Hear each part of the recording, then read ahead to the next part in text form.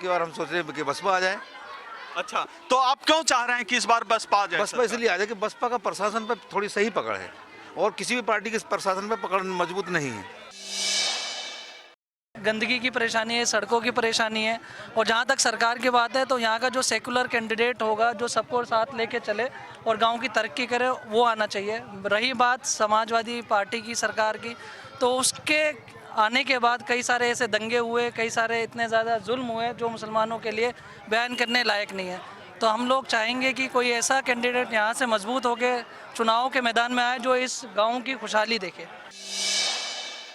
मैं टेलर की मेरे पास दुकान है और रोज़गार जब से ये नोटबंदी वाला चक्कर हुआ है तब से जो है इतनी बेरोज़गारी हो गई है कि लोग समझ लीजिए कि कर्ज में नहीं चल रहे हैं और उनका सारा काम जो है रुका हुआ पड़ा हुआ है। मुलायम सिंह से लेकर के अखिलेश यादव तक देखा जा रहा है कि ये सिर्फ मुसलमानों को जो वर्गला करके बेवकूफ़ बना करके बाकी अपना उल्लू सीधा करते हैं। बाकी आए दिन जो है जब ये ऐसा इसी सत्र में जो है ये चला कि लगभग 420-22 जो है दंगे हुए हैं और उसमें ज़्यादा तक जो है मुस्लिम जो है परिवार जो है नुकसान और वो हुआ है। इस सरकार से तो हम लोग बिल्कुल असंतुष्ट हैं और इस सरकार के बिल्कुल हम लोग फेवर में नहीं हैं। समाजवादी सरकार ने लुभावने वादे बहुत किए और मुस्लिम समाज को जितना समाजवादी सरकार ने ठगा, हिंदुस्तान की किसी भी पार्टी ने, किसी भी सरकार ने इतना नहीं ठगा।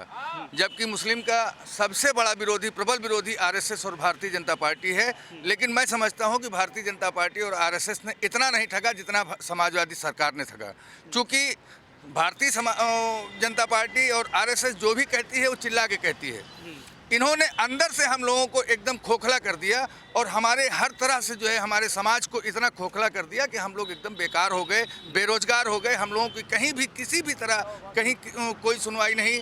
जो केंद्र में सरकार हुआ करती थी पहले, जब हमारे एक ऑफिस में 33 लोग हुआ करते थे, 30 लोग हुआ करते थे मुस्लिम समाज के, आज ऐसी स्थिति है कि हर ऑफिस में एक भी माइनॉरिटी का, एक भी मुस्लिम समाज का कोई भी व्यक्ति नौकरी में नहीं है। अखिलेश सरकार ने जितना विकास करवाया है उत्तर प्रदेश में शायद इसके पहले किसी सरकार ने नहीं करवाया है। चाहे आप हाईवे ले लीजिए, चाहे आप लैपटॉप ले लीजिए या मोबाइल ले लीजिए या मेट्रो ले लीजिए या लॉ एंड ऑर्डर जो उन्होंने अभी व्यवस्था करी है सुधारने की, वो बहुत अच्छी रही है। ये सरकार की जो वर्तमान में चल रही है वो उससे मुसलमान उत्तर प्रदेश का ठगा हुआ महसूस कर रहा है। उससे जो वादे किए थे वादे नहीं पूरे हुए। ऊपर से गोधरा कांड से बड़ा कांड आपने देखा, दादरी कांड हुआ, इखलाक को ले लीजिए, मुजफ्फरनगर दंगा हुआ। हमारे हिसाब से उत्तर प्रदेश में बहन जी की सरकार में, बहुजन समाज पार्टी की सरकार में ज़्यादा सुरक्षित महसूस करता है अपने आप को मुसलमान।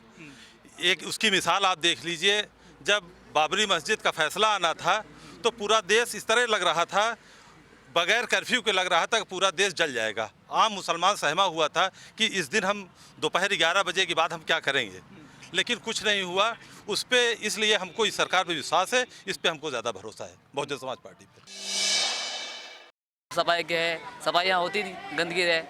जो हम यहाँ जीतता है वो कभी आता नहीं यहाँ, ये इसलिए बहुत ज़्यादा समस्या है। हमको ऐसी सरकार की ज़रूरत है जो हमारे गांव की देखभाली करे, विकास करे। यहाँ देखे आके यहाँ जब वोट के लिए आते हैं, जब उनका काम निकल जाता है वो चले जाते हैं, देखते नहीं है क्या विकास करना चाहिए क्या नहीं। रोड बेकार है, यहाँ के स्कूल नहीं है, बच्चे बाहर पढ़ने जाते हैं। यहाँ की 5वीं 6वीं तक स्कूल हैं, स्कूल बनवाना चाहिए, काम करवाना चाहिए।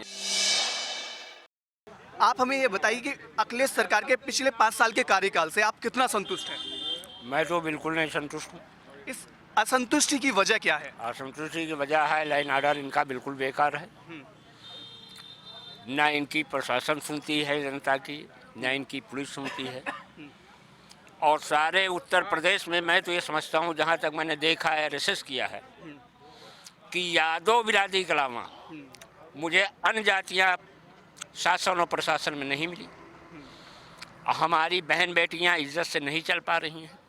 जहाँ देखिए बलात्कार, छिनौती हो रही है। इसलिए मैं कुंवारी बहन मायावती को अपने मुसलमान भाइयों का वोट उनके झोली में डालने जा रहा हूँ और आने वाले 11 मार्च के बाद 13 मार्च के मायावती की सरकार बनाने हम वोट उसको करेंगे जो हमारे यहाँ काम करेगा। ऐसे नहीं पिछली बार हमने वोट कर दिया पर वो जिन्हें वोट दिया वो आज तक दोबारा यहाँ के झांके नहीं। अब वोट के टाइम पे यहाँ पर सब हमें लोग लुभावन दे रहे हैं कि हम ये कर देंगे वो कर देंगे। मेरा नाम मोहम्मद रेहान है और मैं आपको ये बताना चाहता हूँ, जब हम सेफ ही नहीं है तो लाख विकास करो, फ़ायदा क्या है। जब मुस्लिम यूपी में सेफ नहीं है तो कहाँ से क्या होगा, कोई फ़ायदा ही नहीं है ऐसी सरकार को जिताने से। और हम लोग बहन जी के साथ, हम लोग बहन जी को जिता रहे चुनाव। ऐसी क्या आपको कुछ खास चीज़ें लगती हैं जो अखिलेश सरकार के दौरान नहीं रही, वो मायावती सरकार के दौरान रही? Law and order, law and order के अलावा लॉ एंड ऑर्डर के अलावा जो है बस अखिलेश सरकार सिर्फ विकास की है, उसके अलावा कुछ कोई काम ही नहीं है। ज़ियाउल हक मार दिए गए, आज तक इंसाफ नहीं हुआ। उन्हीं राजा भैया को जो है मंत्री बना के बैठे हैं। कुंडा में हुआ, मुजफ्फरनगर में हुआ दंगा, क्या हुआ, कुछ हुआ? आज भी सब बाहर टहल रहे हैं आराम से। दादरी में हर जगह हुआ, क्या फ़ायदा है? हमें ऐसी सरकार हमें नहीं चाहिए, हमें बहन जी की सरकार चाहिए। मेरा नाम सवेरा है जी। लड़कियों के बारे में अगर कहें तो लड़कियां वैसे घर से निकलती हैं तो डरती रहती हैं कहीं हमारे साथ कुछ अनहोनी ना हो जाए। हमेशा डरती रहती हैं, कहीं भी अकेले जाने में भी महफूज महसूस नहीं करती हैं। सो सरकार हमारी बहुत लापरवाह है। ऐसी सरकार आनी चाहिए जो ऐसा रूल रेगुलेशन बनाए जिससे हम निडर होकर कहीं भी बेहिचक आ जा सकें।